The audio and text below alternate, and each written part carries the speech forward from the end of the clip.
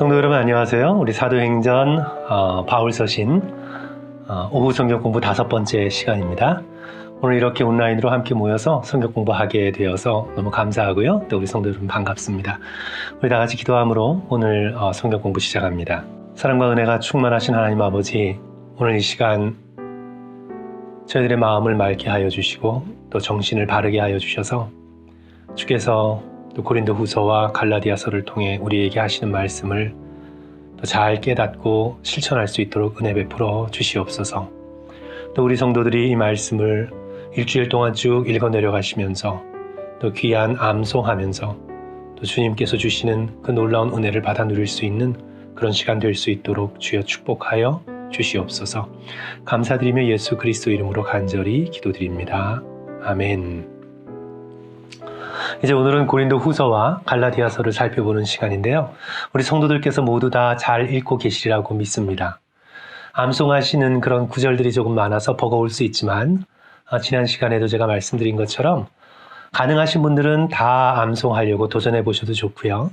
또 오늘도 암송 구절이 3구절인데 그 중에서 한 가지를 뽑으셔서 열심으로 외시고 또 묵상하시고 또 기도하시면서 은혜 받으시길 바랍니다. 성경 말씀을 암송하면 좋은 점 중에 하나가 우리가 기도하면서 자꾸 생각이 다른 곳으로 흩어지기가 너무 쉽잖아요. 그래서 때로는 중언부언하기도 하고 그럴 때 말씀을 붙들고 암송하면서 기도하면 약속의 말씀을 의지하면서 기도하게 되고 또 이렇게 흩어지는 정신을 잘 모을 수 있는 그런 귀한 은혜의 도구가 됩니다. 성도들께서 말씀을 암송하시는 일에 좀 열심을 가져주시고 저도 지난번에 말씀드린 것처럼 암송하는 게 쉽지 않은데 노력하고 있습니다. 우리 다 함께 이번 시간들을 통해서 열심히 읽고 암송하며 은혜 받으시기를 주님의 이름으로 간절히 축원합니다. 오늘 우리가 함께 살펴볼 암송 구절은 먼저 고린도 후서 5장 17절인데요. 우리 다 같이 한 목소리로 읽을까요? 그런즉 누구든지 그리스도 안에 있으면 새로운 피조물이라. 이전 것은 지나갔으니 보라 새 것이 되었도다. 너무나 놀라운 말씀이죠. 이 말씀은 우리가 구원받아서 죽어서 천국 간다는 말씀만 의미하진 않습니다. 그것을 포함하고 있지만 그보다 훨씬 더 넓습니다. 이 5장 17절의 말씀은 어떤 상황 가운데 주어졌냐면 5장 16절 바로 앞을 제가 좀 읽어드리면 우리가 이제부터는 어떤 사람도 육신을 따라 살지 않노라. 그러니까 이제 우리는 구원받은 우리는 육신을 따라 살지 않는다. 누구든지 그리스도 안에 있으면 새로운 피조물이라. 그러니까 이것은 단지 내가 믿고 죽어서 천국 간다는 것을 뛰어넘어 이제 예수 그리스도 안에서 구원받은 우리는 지금 여기서 새로운 사람, 새로운 피조물로서 삶을 살게 된다는 것을 강조하죠. 특별히 세상 사람들과 다른 가치관, 육신의 욕심을 따라 사는 사람들과 다른 가치관과 소망을 가지고 이 땅을 살아간다는 그런 놀라운 말씀입니다. 성도 여러분들께서 이 말씀 함께 암송하시면서 지금 이 순간 성령을 의지하여 새로운 피조물로 살아가시는 기쁨을 누리시기를 주님의 이름으로 간절히 축원합니다. 다음 말씀은 고린도후서 12장 9절인데요. 이 또한 너무나 은혜로운 말씀이죠. 우리 다 같이 한 목소리로 읽습니다. 나에게 이르시기를 내 은혜가 내게 족하도다. 이는 내 능력이 약한 데서 온전하여짐이라 하신지라. 그러므로 도리어 크게 기뻐함으로 나의 여러 약한 것들에 대하여 자랑하리니 이는 그리스도의 능력이 내게 머물게 하려 함이라. 아멘. 이 또한 세상과 완전히 다른 가치관을 우리에게 보여주고 있습니다. 세상은 강한 것을 자랑하잖아요. 그러나 사도 바울께서는 이 말씀을 통해서 무엇을 자랑해요? 오히려 약한 것들에 대해서 자랑한다. 왜냐하면 내가 약할 때, 내가 비워졌을 때, 내가 아무것도 아님을 하나님 앞에 깨달을 때 그때 그리스도의 능력이 우리를 채우시기 때문입니다. 인간적인 강함으로 가득 찬 사람은 인간적인 능력으로 뭔가를 조금 이루는 것처럼 보일 수 있지만 그것은 그리스도의 능력으로 한 것이 아니기에 무너지게 되고 여러 사람들에게 해를 끼치게 됩니다. 그래서 우리는 인간적인 강함이 아니라 오히려 약함을 자랑하고 내가 이렇게 약하고 또 무너지고 부서졌음에도 불구하고 나를 채우시고 온전케 하시는 그리스도의 능력을 가지고 우리는 이 땅을 살아나가야 되겠습니다. 우리 다음 구절 갈라디아서 2장 20절인데요. 우리 이것도 동일한 말씀이죠. 우리 다 같이 한 목소리로 읽습니다. 시작. 내가 그리스도와 함께 십자가에 못 박혔나니 그런즉 이제는 내가 사는 것이 아니요 오직 내 안에 그리스도께서 사시는 것이라. 이제 내가 육체 가운데 사는 것은 나를 사랑하사 나를 위하여 자기 자신을 버리신 하나님의 아들을 믿는 믿음 안에서 사는 것이라. 그리스도인의 완전히 새로워진 정체성을 오늘 우리에게 보여주고 있습니다. 그러니까 내가 사는 건 나의 욕심과 나의 뜻과 나의 야망으로 살아가는 것이 아니라 그런 육적인 나는 예수 그리스도와 함께 십자가에 못 박혔고 이제 그리스도께서 주시는 새 생명으로 부활했으니 이제 누구의 뜻으로 사는 겁니까? 그리스도의 뜻과 그리스도를 믿는 믿음과 또 그리스도께서 주시는 소명과 또 소망으로서 그 사랑으로서 인생을 살아가는 거죠. 사랑하는 성도 여러분, 갈라디아서 2장 20절 함께 암송하시면서 날마다 자신을 십자가에 못 박고 그리스도로 살아가는 놀라운 은혜를 누리시기를 주님의 이름으로 간절히 축원합니다. 이제 앞으로 한 20분 동안 우리 고린도 후서에 대해서 조금 함께 살펴보려고 하는데요. 우리 고린도 후서의 역사적 배경을 먼저 살펴보는데 제가 지도를 2개를 올려드렸습니다. 첫 번째 지도는 사도 바울께서 원래 계획했던 것입니다.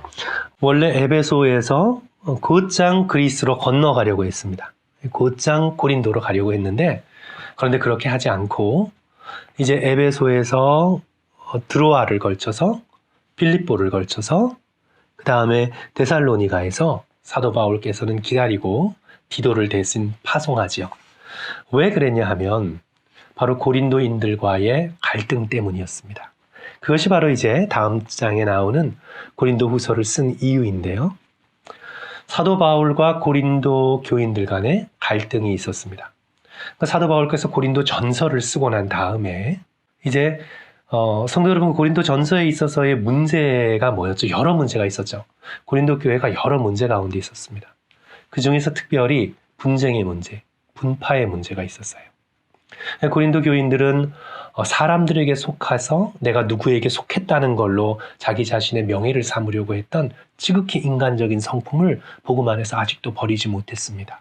그래서 나는 사도 바울파라, 나는 게바파라, 아볼로파라, 각각의 자기가 좋아하는 사람들에게 속아서 분파를 형성하고 분쟁을 일으켰죠. 또 그 외에도 성찬의 문제가 있었고 예배의 문제가 있었고 누가 으뜸되는 은사를 가졌는가 하는 은사의 문제가 있어서 여러 가지 갈등 가운데 고린도 교회가 놓여 있었습니다. 이 속에서 이제 사도 바울께서 성령의 능력으로 문제를 해결하고자 고린도 전서를 썼는데 이제 고린도 후서로 미루어 봤을 때 사도 바울의 이 권고를 고린도 교인들이 믿음으로 잘 받지 못한 것으로 보입니다. 그래서 사도 바울의 이 편지를 받고는 고린도 교인들과 사도 바울 사이가 오히려 더 멀어졌습니다. 그 이유 중에 하나는 이제 그 가운데 근심하게 한 자라는 표현이 나오는데 그가 누구인지 밝히고 있진 않아요. agitator, 근심하게 한 자, 소동을 일으키는 자, 문제를 일으키는 자. 고린도 교회 안에 그런 사람이 있었던 것 같습니다. 그래서 그런 사람들이 또 개인일 수도 있고 또 몇몇의 집단일 수도 있지만 근심하게 한 자가 고린도 교인들과 사도 바울을 이간시킨 거지요. 그래서 원래 사도 바울께서는 에베소에서 말씀드린 것처럼 곧장 고린도로 가려고 했었는데 갈등이 너무 격화되어서 그렇게 하지 않았습니다. 2장 1절 제가 읽어드릴게요. 내가 다시는 너희에게 근심 중에 나아가지 아니하기로 스스로 결심하였노니. 근심을 품고 고린도 교회로 곧장 가면 좋은 어떤 해결책보다는 서로 감정이 격해질 그런 가능성이 있었기 때문에 사도 바울께서는 그렇지 않고 기다렸습니다. 지도에서 두 번째 지도에서 제가 보여드렸던 것처럼 드로아를 걸쳐서 빌립보, 데살로니가 거기에서 기다리면서 디도를 파송을 했죠. 그리고는 어떻게 되나요? 마침내 화해하게 됩니다.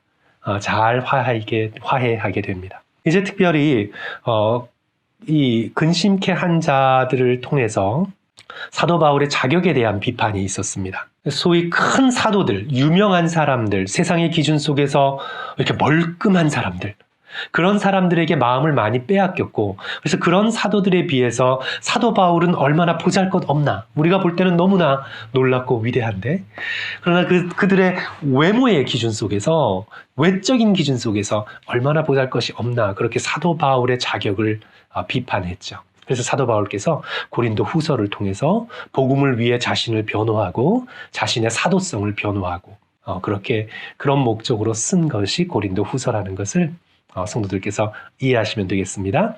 결국은 말씀드린 것처럼 고린도 교인들과 화해를 합니다. 7장 6절과 7절 말씀 보면 알 수 있는데 제가 읽어드리겠습니다.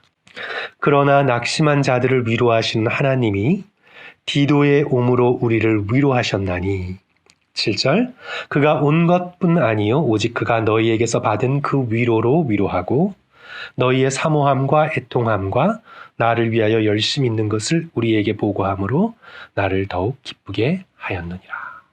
화해를 했죠. 해피엔딩입니다. 이제 고린도후서의 저작 연대 및 장소를 우리가 잠깐 보면 54년 겨울 또는 55년 봄이었을 것으로 추정하고요. 기록 장소는 에베소였을 것으로 또는 두 번째 보여줬던 지도에서처럼 사도 바울께서 에베소를 떠나서 두로아를 걸쳐서 빌립보, 그다음에 데살로니가 그렇게 움직였으니까 아마도 그랬다면 마게도냐 어느 도시였을 것이다. 뭐 빌립보나 아마 데살로니가에서 적었을 것이다. 아니면 에베소에서 적었을 수도 있고요. 우리는 정확하게 알 수는 없습니다. 고린도라는 도시를 우리가 조금 더 생각해 보면 지난 고린도 전서를 다룰 때 말씀드렸던 것처럼 두 바다를 잇고 있는 항구 도시입니다. 그러니까 교통의 요충지죠. 오가는 사람들이 굉장히 많았습니다. 그러니까 당연히 새로운 사상들이 밀려들었습니다. 우상 숭배가 많았습니다. 항구 도시니까 그냥 항구 도시도 아니라 수많은 사람들이 오가며 무역하고 장사하는 그런 곳이었으니까 도덕적으로 굉장히 개방적이었고 좋은 말로 개방적이었지만 굉장히 타락을 했었죠. 하지만 이곳이 만약 복음화된다면 이곳이 복음으로 변화된다면 바로 사람들이 오고 가고 장사하고 머물고 떠나면서 복음을 소개받고 예수 그리스도를 만날 그런 기회가 더 커지는 거죠. 그래서 이것은 교통의 전략적 요충지였을 뿐만 아니라 복음에 있어서도 요충지가 되었던 것이죠. 그래서 사도 바울뿐만이 아니라 베드로도 아볼로도 지난번에 말씀드렸던 것처럼 초대 교회의 소위 유명한 자들, 영어로는 슈퍼 에퍼슬이라 그러는데 슈퍼 에퍼슬, 그러니까 큰 사도들, 그들이 건너가면서 고린도 교인들이 좋은 쪽으로 도전을 받았을 뿐만 아니라 나쁜 쪽으로도 많은 유혹을 받으면서 사도들을 비교하고 나는 누구 팔아 이렇게 분쟁이 일어나는 그런 씨앗이 뿌려지게 됩니다. 이제 고린도후서의 문학적 구조를 보시면 1장부터 13장까지 인사와 감사기도 그리고 마지막 인사와 축복 빼고요. 세 부분으로 나누고 있는데 첫 번째 부분은 1장 12절부터 7장 16절까지 사도 바울은 고린도 교회의 교인들과의 관계를 강조하면서 그들을 향해 눈물 어린 권면의 말을 하고 있습니다. 두 번째 부분은 8장과 9장인데 고린도 교인들이 예루살렘 교회를 위해서 한 연보를 칭찬하면서 어떻게 우리 자신을 비워내고 물질을 쌓고 모으는 것이 아니라 그것을 사랑 가운데 연보하고 비워내고 서로를 도우면서 그리스도의 놀라운 일을 이룰 수 있는지에 대한 그런 복음의 실천 부분을 언급하고 있습니다. 10장부터 11, 12, 13장에 걸쳐서 사도 바울은 다시 한번 자신의 사도성에 대해서 변호합니다. 내가 사도가 된 것은 인간적인 강함과 인간적인 지식과 인간적인 능력 때문이 아니라 나의 지극히 연약한 것 가운데에서 역사하시는 그리스도의 복음의 능력임을 다시 한번 강조하고 있죠. 고린도 후서의 신학적인 전체 주제는 성도 여러분 꼭 기억하셔야 합니다. 약할 때 강함 되시는 그리스도입니다. 우리 한번 따라할까요? 약할 때 강함 되시는 그리스도. 성도 여러분, 그리스도인의 능력은 인간적인 강함에 있지 않습니다.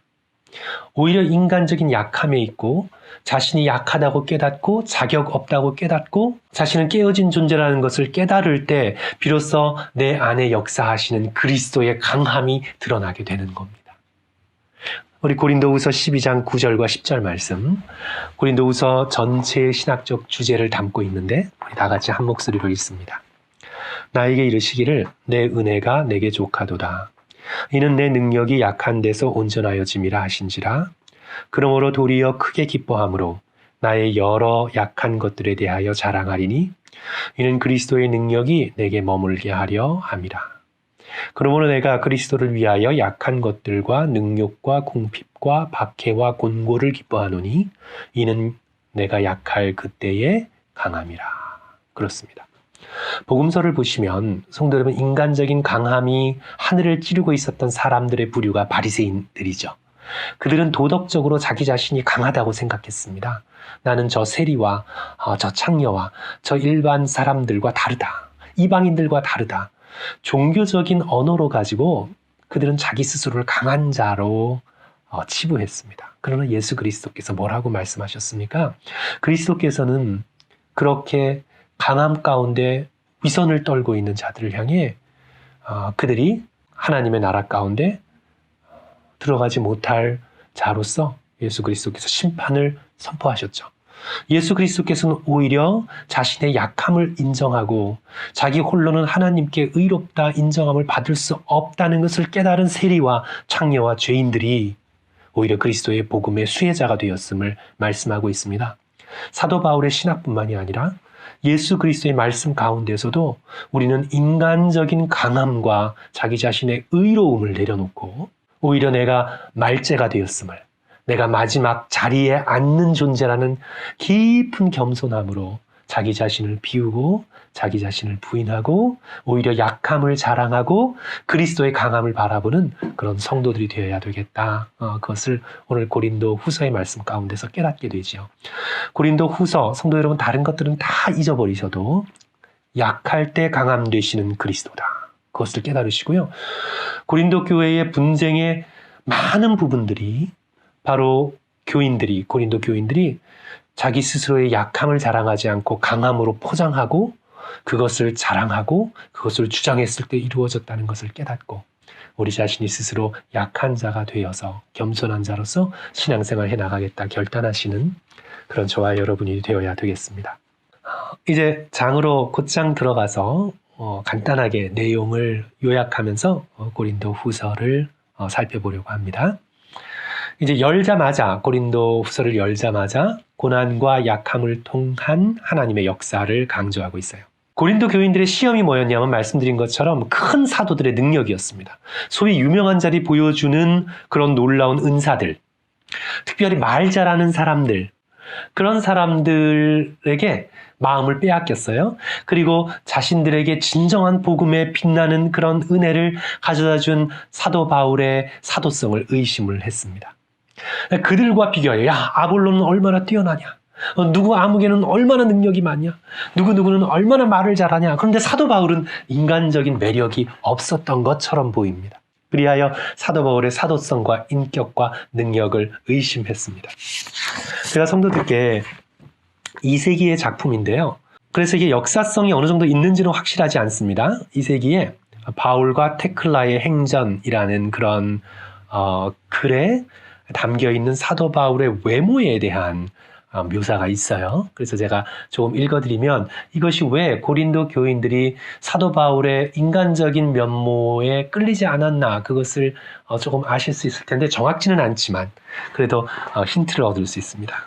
그가 바울이 들어오는 것을 보았는데 키는 매우 작았고 머리카락은 거의 없었으며 다리는 휘어 있었고 눈썹은 서로 맞닿아 있었고 코는 매부리 지었지만 그의 얼굴은 인자함으로 가득 차 있었고 멀리서 보았을 때 사람의 모습이었지만 가까이서 보니 천사의 얼굴을 가지고 있었다. 영적인 사람만이 사도 바울이 가지고 있는 영적인 능력을 깨달을 수 있었던 거죠. 외모만 보는 사람에게는 사도 바울의 외모는 매력적이지가 않았던 것으로 보입니다. 그리고 만약 사도 바울 당신 자신이 고백하고 있는 것처럼 사단의 어떤 시험 그리고 육체의 가시가 만약 안질이었다면, 백내장으로 인한 안질이었다면 눈을 떴을 때 눈이 그냥 하얗게 보였겠죠. 사람들에게 더 두려움의 대상이 되었겠습니다. 어쩌면 그것이 간질이었다면 그것은 사람들에게 시험거리가 됐겠죠. 그래서 우리가 깨닫게 되는 것은 사도 바울이 고난과 약함을 통해서 어떻게 하나님이 나를 통해 역사하셨나, 그런 것을 1장과 2장에서 드러내 보이고 있습니다. 사도 바울은 인간적 능력이 아닌 그리스도를 위해 당한 고난과 약함을 강조하고 있고요. 그래서 1장 5절, 그리스도의 고난이 우리에게 넘친 것 같이 우리가 받는 위로도 그리스도로 말미암아 넘치는도다. 이제 3장부터 7장은 또 그렇습니다. 약함을 통해 드러난 복음의 영광입니다. 약함을 통해 복음이 영광스럽게 드러나는 것임을 보여주고 있습니다. 세상의 명예와 신분을 거스르는 천국 백성, 그것을 강조하고 있죠. 하나님의 백성은 세상의 명예와 신분으로 자기를 포장하지 않습니다. 이것이 3장 1절부터 11절까지의 아주 은혜롭고도 강력한 그런 선포이죠. 3장 1절을 보시면 고린도 교인들은 사람들의 추천서를 중요하게 생각했습니다. 그래서 사도 바울께서 이렇게 말씀하죠. 3장 1절, 우리가 다시 자천하기를 시작하겠느냐? 우리가 어찌 어떤 사람처럼 추천서를 너희에게 붙이거나 혹은 너희에게 받거나 할 필요가 있느냐? 사람들의 권위로 추천을 받아 스스로를 높이려는 그런 삶의 방식을 버리고 3장 3절, 너희는 우리로 말미암아 나타난 그리스도의 편지니 이는 먹으로 쓴 것이 아니요 오직 살아계신 하나님의 영으로 쓴 것이며 또 돌판에 쓴 것이 아니요 오직 육의 마음판에 쓴 것이라. 사람이 써준 편지가 중요한 게 아니라 그리스도께서 우리의 마음에 쓰시는 편지, 바로 그것이 우리의 삶의 이유이고 우리의 삶의 근거이고 우리의 삶의 위로라는 것을 말씀하고 있죠. 4장 7절에선 우리가 너무나 사랑하는 그런 비유를 씁니다. 우리가 이 보배를 질그릇에 가졌으니 이는 심히 큰 능력은 하나님께 있고 우리에게 있지 아니함을 알게 하려 함이라. 예수 그리스도께서 보배가 되시고 우리는 질그릇에 불과합니다. 우리가 대단한 무슨 금그릇, 대단한 다이아몬드로 만든 그런 보석과 같은 우리의 강함을 자랑하면 진정한 보화 되시는 그리스도가 숨겨지죠. 그렇지 않고 우리는 질그릇에 불과합니다. 우리는 연약한 자입니다. 연약한 자를 통해 진정한 보화 되시는 그리스도의 놀라운 복음의 능력이 드러나게 되는 거예요. 그래서 자신의 명예와 신분을 위해 살지 않고 오직 그리스도를 위해 사는 것, 자신이 질그릇임을 깨닫는 것, 자기 자신은 아무것도 아니고 그리스도를 대신하는 사신이라는 것, 그것을 깨달아야 되는 거죠. 4장 7절 말씀 다시 한번 읽습니다. 우리가 이 보배를 질그릇에 가졌으니 이는 심히 큰 능력은 하나님께 있고 우리에게 있지 아니함을 알게 하려 함이라. 이제 8장과 9장으로 넘어가는데 8장과 9장은 연보를 통해 실천된 복음입니다. 제가 말씀드린 것처럼 8장과 9장은 헌금을 어떻게 이야기하고 있냐면 헌금은 단순한 자선 행위가 아니다. 돈이 좀 모자라니까 그냥 적선하듯이 하는 것도 아니다.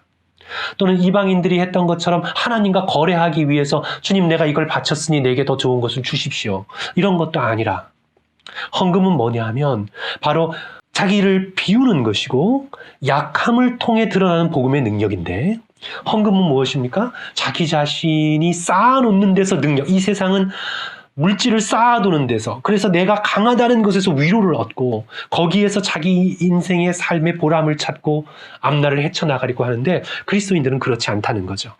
헌금은 하나님께 내 자신을 온전히 바치는 비움의 표시이고 내가 약함 가운데서 나를 채워주시는 하나님의 능력과 그리스도의 풍성함을 증거하는 능력이라고 본 거예요. 그래서 헌금의 핵심은 비움이고 하나님께 드리는 바침이고, 그래서 내가 약해지며 내가 더욱더 연약해질 때 오히려 나를 채우시는 하나님의 강함과 그리스도의 복음의 능력이 드러난다고 보는 것입니다.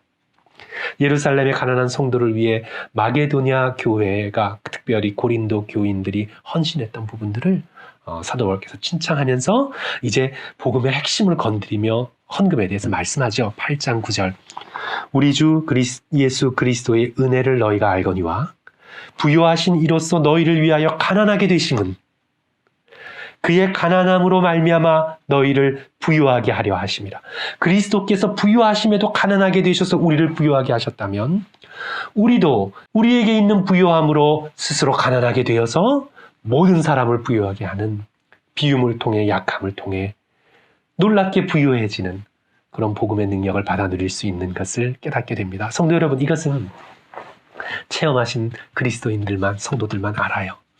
내가 많이 쌓아두었을 때 오는 기쁨보다 내가 그리스도를 위하여, 교회를 위하여 내 자신의 것을 비울 때 오는 기쁨이 훨씬 크다는 것을 주님을 사랑해서 진정으로 바쳐본 사람만이 압니다. 저는 우리 성도들께서 예수 그리스도의 복음의 능력을 깨달으시고 그런 기쁨과 능력 가운데 충만하시기를 주님의 이름으로 간절히 축원합니다.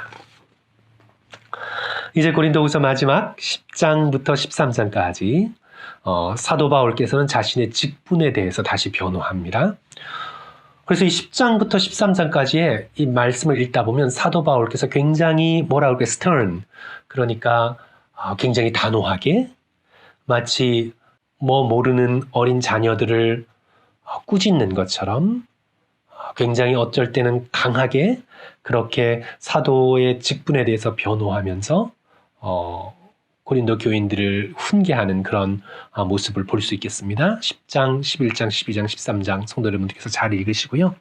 사도 직분을 세상적 가치관으로 평가하는 고린도 교인들을 향해 아주 강하게 이렇게 꾸짖습니다. 10장 7절 보시면 너희는 외모만 보는도다.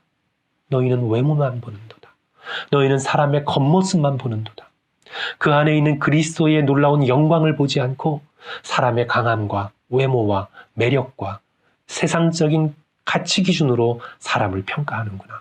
오늘 저를 향한, 여러분들을 향한 성령의 훈계요, 꾸짖음이라고 할 수 있습니다. 성도 여러분, 우리 사람의 외모만 보지 맙시다. 저에게도 큰 도전이고요. 과제입니다. 성도들께서도 그러실 줄 믿습니다. 자식들을, 또 젊은 사람들을 외모로 평가하지 맙시다. 외모란 여기서 그냥 겉 육체의 모습만 얘기하는 게 아니에요.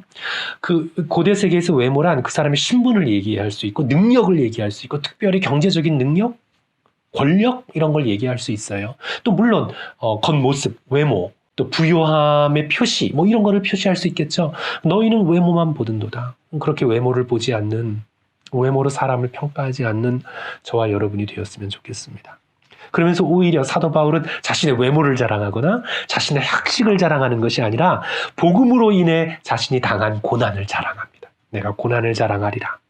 그러면서 이제 11장, 12장의 말씀을 쭉 이어가죠. 또 그리스도께서 주신 계시, 저의 입장에서는 사도 바울께서 그 내용을 말씀해 주셨으면 좋겠는데 말씀하고 있지 않아요. 다만 그 계시가 놀라운 신비로운 천국에 대한 어떤 계시였을 것으로 추정을 할 수 있죠. 하지만 사도 바울께서 내가 그리스도를 위해서 이만큼 고난을 당했고 이 놀라운 계시를 받았다고 그것을 인간적으로 자랑하는 것이 아닙니다. 오히려 연약함을 자랑하죠.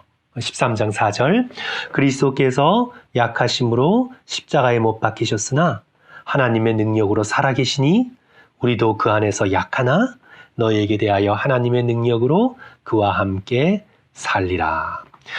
이 10장, 11장, 12장, 13장에서 사도 바울께서 어리석은 자로 자랑한다 이런 표현이 있는데 이것은 원래 내가 자랑하려는 의도가 없지만 그러나 너희들이 하도 큰 사도라는 자들의 외모와 그들의 어떤 이력과 그들의 능력을 자랑하니 그들에 비해서 내가 인간적으로 이런 자랑할 거리가 그 기준에 보면 없는 게 아니라는 것을 보여주기 위해서 내가 어리석은 자로 자랑한다. 진심으로 자랑하는 것이 아니라 어리석은 자로. 너희들이 자랑을 하도 해대니까 나도 그러면 이런 면을 너희들에게 알리겠다. 하지만 이건 내가 진정으로 자랑하는 모습이 아니다. 그것은 아무것도 아니다. 오히려 그리스도 안에서 진정으로 자랑할 것은 나의 연약한 것이라. 그리스도를 위해 당한 나의 고난이라. 그렇게 말씀하고 있는 것입니다. 성도들께서 잘 분별하시면서 읽으시고요. 이 말씀을 통해 고린도 후서의 말씀을 통해 성도 여러분, 우리가 세상의 강함과 세상의 능력과 또한 세상의 어떤 내가 이뤘다는 성공과 성취를 자랑하면 그리스도의 능력은 우리에게 연약해집니다. 내가 오히려 내 자신을 바라보고 연약함을 자랑하고 내가 아무것도 아니라는 겸손한 존재가 되어서 그리스도를 바라볼 때 그리스도의 놀라운 능력이 우리 가운데 새롭게 됨을 믿을 수 있는 저와 여러분이 되었으면 좋겠습니다. 어쨌든 성도 여러분, 고린도후서 함께 하면서 어쨌든 인간적인 자랑을 하고자 하는 마음, 그리고 나의 신앙생활과 어떤 나의 나름대로의 깨끗한 도덕적인 의로움을 좀 알리고자 하는 마음, 이조차도 자랑하지 않으려고 성령을 의지하여 노력할 수 있는 저와 여러분이 되시기를 주님의 이름으로 간절히 축원합니다. 이제 한 15분 정도 시간을 할애해서 우리 갈라디아서를 간단하게 언급합니다. 우리 갈라디아서는 제가 작년 금요 찬양 예배 때 약 한 20회 넘게 걸쳐서 강해 설교를 나눴던 말씀이어서 우리 성도들께서 기억하고 계시는 분들께서는 잘 아시고 계시리라고 믿습니다. 간단하게 언급하겠습니다. 성도들께서 쭉 1장부터 6장까지 읽어주시기 바랍니다. 이 갈라디아라는 것은 도시가 아니라 지역이에요.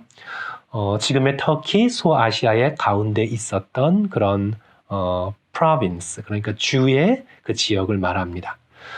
그래서 어떤 도시를 향해서 쓰지 않았던 것으로 미루어 봐서 어쩌면 갈라디아서는 회람되었던, 돌려가면서 읽었던 편지가 아니었을까 그렇게 추정하고 있습니다. 갈라디아서는 굉장히 초기에 기록된 것으로 보입니다. 그러니까 40년대 후반 또는 50년대 초반 사도 바울의 서신서에 있어서 굉장히 초기에 기록된 것으로 보입니다. 이 갈라디아서를 기록한 목적은 다른 복음의 유혹 때문이었습니다.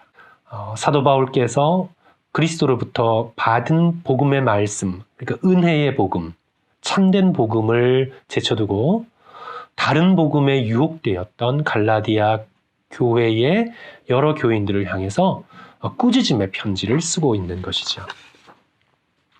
문학적 구조는 1장부터 6장까지 쭉 보시면서 고린도 후서와 거의 주제가 동일합니다. 제가 말씀드렸던 것처럼 열자마자, 그러니까 서신을 열자마자 간단한 형식적인 인사와 함께 곧장 경고로 들어가요. 곧장 꾸짖음으로 들어갑니다. 어떻게 너희들이 다른 복음에 유혹될 수 있느냐? 애타는 마음을 가지고 꾸짖는 편지가 바로 갈라디아서입니다. 고린도 후서가 눈물의 편지자면 이것은 꾸짖는 편지, 경고하고 있는 그런 편지이죠. 2장 15절 21절이 핵심입니다. 그것은 다른 복음은 없다는 겁니다. 그리고 그리스도께로부터 받은 은혜의 복음이 참된 복음이고 올바른 복음이라는 것을 강조하고 있습니다. 3장부터 4장에 걸쳐서 바로 그 예로서 바로 아브라함을 예로 들어서 설명을 하고 있고요. 5장부터 6장까지는 복음의 실천입니다. 이제 은혜의 복음을 따르는 자는 성령을 따라 사는 삶이다. 율법을 따라, 율법 조항을 따라 인간적인 열심으로 자기의 의를 세워가면서 사는 그런 삶이 아니라 성령을 따라 사는 삶이다. 그리고 6장 11절부터 18절까지 그리스도의 십자가를 결론적으로 제시하면서 갈라디아서를 마감하죠. 갈라디아서의 전체 신학적 주제는요, 그리스도와의 연합입니다. 우리가 함께 외워야 하는 2장 20절 말씀이죠. 다시 한번 읽습니다. 내가 그리스도와 함께 십자가에 못 박혔나니 그런즉 이제는 내가 사는 것이 아니요 오직 내 안에 그리스도께서 사시는 것이라. 이제 내가 육체 가운데 사는 것은 나를 사랑하사 나를 위하여 자기 자신을 버리신 하나님의 아들을 믿는 믿음 안에서 사는 것이라. 그리스도와의 연합입니다. 그리스도와 십자가에서 연합함으로 인해 나의 육신은 죽고 율법을 향해서는 내가 사형 선고를 받았고 이제 의롭게 되기 위하여 그리스도의 십자가의 은혜가 내게 전가되어 그리스도께서 부활하신 것처럼 내가 하나님 앞에서 새 생명을 얻었고 그래야 이제 내가 육체 가운데 사는 것은 예수 그리스도를 통해 주시는 생명의 풍성함으로 믿음 안에서 살아가는 것임을 강조하고 있습니다. 그리스도와 함께 십자가에 못 박혔다는 의미가 무엇일까요? 그것은 첫째로 나의 육적인 욕망이 죽었다는 겁니다. 고린도 후서에 그런 어떤 단어와 표현을 쓰자면 인간적인 강함을 이루어가기 위해서 인간적인 바벨탑을 쌓아가기 위하여 그렇게 살지 않는다는 겁니다. 나의 육적인 욕망이 죽었습니다. 십자가와 함께 못 박혔습니다. 그리고 두 번째로 나의 육적인 욕망과 나의 육적인 생명은 죽었음에도 불구하고 예수 그리스도를 통하여 부활의 새 생명을 받게 됐습니다. 이제 내가 살아가는 것은 그리스도께서 내게 주신 새 생명으로 살아가는 겁니다. 이것은 고린도후서의 그런 표현대로라면 어떻게 해요? 내 자신은 연약해지고 그리스도의 강함을 덧입어서 복음의 능력으로 살아가는 거죠. 세 번째로 그것은 그리스도의 사랑 안에서 예수 그리스도께서 당신 자신을 십자가를 통해 내어주심 같이, 하나님을 향하여 우리들을 향하여 내어주심 같이 우리도 예수 그리스도의 사랑 안에서 하나님을 향해 내 자신을 온전히 바치고 이웃을 향해 그리스도의 사랑을 전하는 도구로 내 자신을 내어주는 것입니다. 영어로 조금 복잡한데요. cruciform이라 그래요. cruci, 십자가. crucis, 그죠? cruciform, 십자가의 형식이죠. The cruciform self-giving pattern of life. 그러니까 나의 삶 속에 예수 그리스도께서 당신 자신을 내어주셨던 것처럼 십자가에서 그리스도께서 내 안에 살아계시고 내가 그리스도 안에 살아있는 그리스도인의 삶은 내 자신을 끊임없이 하나님께 내어드리고 또한 형제와 자매들께 사랑의 도구로 내어드리는 그런 삶이죠. 성도 여러분, 우리의 힘으로는 할 수 없습니다. 그러나 성령을 바라보고 예수 그리스도를 닮아가고자 하는 믿음의 백성은 그리스도와 함께 십자가에 못 박히고 그리스도의 부활로 새롭게 사는 이 놀라운 십자가의 삶을 살아갈 수 있는 힘과 능력을 얻게 되죠. 우리가 너무 부족하고 우리 가운데 너무나 육적인 욕망이 아직도 살아있더라도 성도 여러분, 소망의 끈을 놓지 말고 내 안에서 역사하시는 성령의 능력을 의지해서 우리 자신을 날마다 십자가에 못 박고 그리스도께서 주시는 놀라운 생명을 받아 누리는 그런 충만한 기쁨의 삶을 살아갈 수 있음을 믿으시고 그렇게 살아가시기를 주님의 이름으로 간절히 축원합니다. 1, 2장을 보시면 이제 다른 복음은 없다라는 선언입니다.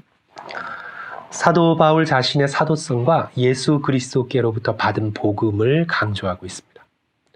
그런데 이제 사도 바울께서 여기서 강조하고 있는 예수 그리스도께로부터 받은 복음은 나의 개인적인 복음이 아니라 이것은 예루살렘에 있는 사도 베드로나 또한 예수님의 형제 야고보나 12제자들에게 주신 그 복음과 동일한 은혜의 복음임을 강조하고 있어요.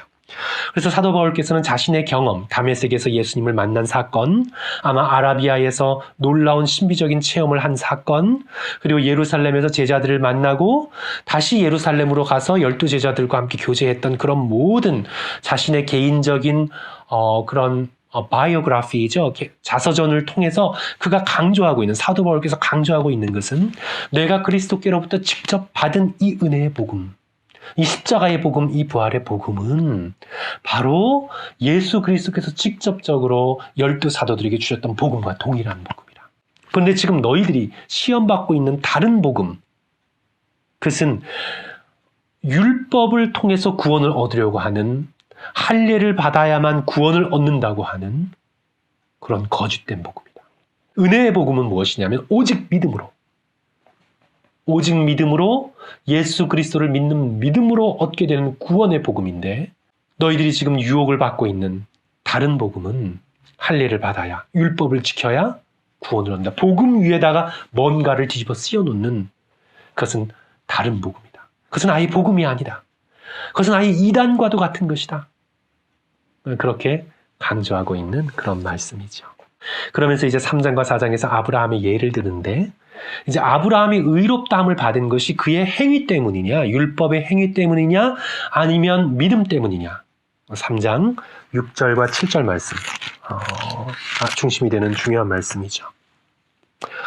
3장 6절 7절 제가 읽어드립니다. 아브라함이 하나님을 믿음에 그것을 그에게 의로 정하셨다 함과 같으니라. 그런즉 믿음으로 말미암은 자들은 아브라함의 자손인 줄 알지어다. 그러니까 아브라함은 율법이 주어지기 이전의 사람입니다. 율법은 모세 때 주어졌잖아요. 근데 아브라함은 모세보다 훨씬 몇백 년 앞서 있었습니다. 하나님께서 아브라함을 부르신 것은 그를 율법의 조상으로 부르신 것이 아니라, 율법은 나중에 주어졌잖아요. 믿음의 조상으로 부르신 겁니다. 아브라함이 하나님께 받아들여진 것은, 의롭다 여김을 받게 된 것은 율법의 행위가 아니라 뭐라고요? 믿음 때문입니다. 그래서 아브라함은 믿음의 조상이고 율법보다 앞선 하나님의 약속을 받은 자. 그래서 믿음의 조상. 그래서 아브라함의 자손들은 누구냐면 율법을 문자적으로 지켜서 자신의 의로움을 행위를 통해서 얻고자 하는 바리새인들과 같은 사람들이 아브라함의 자손이 아니라 예수 그리스도의 십자가의 공로를 믿고 그리스도를 의지하여서 구원을 얻는 바로 저와 여러분 같은 바로 우리가 바로 참된 아브라함의 자손이라. 그것을 3장과 4장에 걸쳐서 강조하고 있는 것입니다. 이제 3장 16절에 보시면 그 자손, 원래대로는 그 씨앗이거든요. 그 씨, 그것을 강조하고 있는데 3장 16절에서 이제 말씀하고 있는 건 포인트는 뭐냐면 이 약속들은 아브라함과 그 자손에게 말씀하신 것인데 여럿을 가르쳐 그 자손들이라 하지 아니하시고 오직 한 사람을 가리켜 내 자손이라 하셨으니 그것은 누구예요? 곧 그리스도시라. 하나님께서 아브라함에게 원래 약속하셨던 자손은 바로 그 자손. 누구예요? 오고 오실 메시아, 다윗의 후손 예수 그리스도라는 거예요. 예수 그리스도를 통해서 그리스도를 믿는 수많은 자손들, 하늘의 뭇별처럼 바닷가의 모래알처럼 그리스도를 믿는 바로 그 자손, 이삭이 아니라 그 자손, 이삭, 그 다음에 야곱, 다윗을 통해서 그 자손, 그리스도를 통해서 마침내 우리에게 주실 수많은 구원받을 백성들을 약속하고 계신다. 하나님께서 아브라함에게 주신 약속의 그 자손은 단지 이삭이 아니라 누구라고요? 그리스도시다. 그래서 그 그리스도를 믿고 구원을 얻은 하늘의 별처럼 많은, 바닷가의 모래알처럼 많은 우리가 아브라함의 자손이라. 그것을 강조하고 있는 겁니다. 그래서 비유적으로 어떤 표현을 쓰고 있냐면 사라와 하갈을 비유적으로 표현하고 있는데 사라는 예루살렘, 하갈은 신의 산. 사라는 자유자, 하갈은 율법의 종. 사라는 복음, 그리고 하갈은 율법. 그래서 사라, 하갈. 사라를 통해 주어진 이삭, 그리고 야곱, 그 다음에 다윗으로 이어지는 그런 복음의 거대한 흐름이 있고, 하갈은 이스마엘을 통해 종, 율법 이어지는 그런 복음에서 제외된 비유적인 표현이라는 것을 성도 여러분 깨달으시면서 우리는 율법, 그리고 율법을 문자적으로 지키는 행위를 통해 구원받는 그런 거짓된 복음을 따르지 않고 오직 예수 그리스도의 십자가의 사랑과 죽으심과 부활을 통해 그것을 믿음으로 말미암아 우리에게 주어지는 그런 놀라운 은혜의 복음의 그런 믿는 자가 되었음을 우리가 함께 잘 깨달을 수 있는 저와 여러분이 되었으면 좋겠습니다. 이제 5장, 6장 복음의 실천 부분을 강조하고 있는데 제가 도표를 그려놨습니다. 육체의 소욕을 따라 살려는 삶, 그것의 결과는요, 음행과 더러운 것과 호색과 우상숭배와 주술과 원수 맺는 것, 분쟁, 시기, 분냄, 당짓는 것, 분열, 이단, 투기, 술 취함, 방탕함인데 그와 반대로 성령을 따라 성령의 열매를 맺고 사는 삶은 사랑과 희락과 화평과 오래 참음과 자비와 양성과 충성과 온유와 절제, 성령의 열매죠. 우리 성도들께서 뭐죠? 제가 생각이 잘 안 나요. 우리 목장 나눔을 통해서 우리가 성령의 열매에 대해서 공부하고 있지 않습니까? 그러니까 율법의 행위로 인간의 결단을 가지고 어떻게 해서든지 나의 능력으로 뭔가를 이루고자 하는 그런 삶이 아니라 새로워진 마음, 변화된 마음, 십자가에 못 박히고 그리스도께서 주시는 놀라운 은혜로서 변화된 성령으로 살아가는 삶은 성령의 이런 놀라운 열매를 맺게 된다는 것을 우리가 깨달으면서 우리도 사랑과 희락과 화평, 오래 참음, 자비, 양성, 충성, 온유, 절제의 놀라운 열매를 맺으면서 성도들의 삶을 살아가는 그런 저와 여러분이 되어야 되겠습니다. 그리스도인의 생활의 기준, 그것은 할례가 아닌 사랑으로 역사하는 믿음입니다. 갈라디아서 5장 6절은 우리에게 이렇게 선언합니다. 그리스도 예수 안에는 할례나 무할례나 효력이 없으되 사랑으로 역사하는 믿음뿐이니라. 사랑으로 역사하는 믿음으로 살아가는 것, 그것이 그리스도인으로서의 삶의 실천임을 우리들에게 말씀하고 있죠. 율법의 완성은 이웃을 사랑하는 겁니다. 예수 그리스도께서 우리를 사랑하신 것처럼 그 사랑에 기대어 그리스도의 사랑이 흘러넘치도록 이웃을 사랑하는 겁니다. 그래서 교회 안에서의 생활도 범죄한 자를 온유함으로 바로잡고 스스로 경계하고 특별히 겸손함, 정직함, 자랑하지 않는 것. 성도 여러분, 성도 여러분, 우리 신앙생활 하면서 저도 참 열심히 그리스도를 의지해서 실천해야 되겠고요. 성도들께서도 실천하실 수 있도록 부탁드리는 것은요. 정말 우리가 겸손하고 정직하고 자랑하지 않는 것. 이것만 우리가 잘 실천해도요. 우리에게 놀라운 삶의 열매가 있으리라 믿습니다. 그리고 선을 행하되 낙심하지 않는 것. 끝까지 그리스도께서 알아주시고 하나님께서 갚아주시고 지금 내가 하는 이 선행이 반드시 열매 맺을 것을 믿으면서요. 끝까지 낙심하지 않고 선을 행할 수 있는 것이 오늘 우리들의 특권이자 의무입니다. 성도 여러분, 이제 5장 6장 이 말씀을 맺으면서요. 우리 5장 1절 말씀 다 같이 한 목소리로 읽죠. 그리스도께서 우리를 자유롭게 하려고 자유를 주셨으니 그러므로 굳건하게 서서 다시는 종의 멍에를 매지 말자. 성도 여러분, 오늘 좀 급한 감이 있지만 급하게 제가 좀 말씀을 드렸고 또 목소리가 조금 제가 쉬어서 성도들께서 좀 듣기 어려우실 것 같아서 좀 죄송한데요. 우리가 함께 고린도 후서와 갈라디아서를 저희들이 함께 살펴보았습니다. 성도들께서 오늘 강의를 통해서 유익을 얻으셨으면 하고요. 또 제가 드린 말씀 가운데 혹시 좀 실수한 것이 있다면 양해하시고 또 성도들께서 잘 들어주시고 또 읽어주시고 또 암송해 주셔서 또 감사드리고요. 우리 다음 시간 다시 만날 때까지 성도들께서 기쁨 가운데 믿음으로 승리하시길 주님의 이름으로 간절히 축원합니다. 성도 여러분 감사합니다.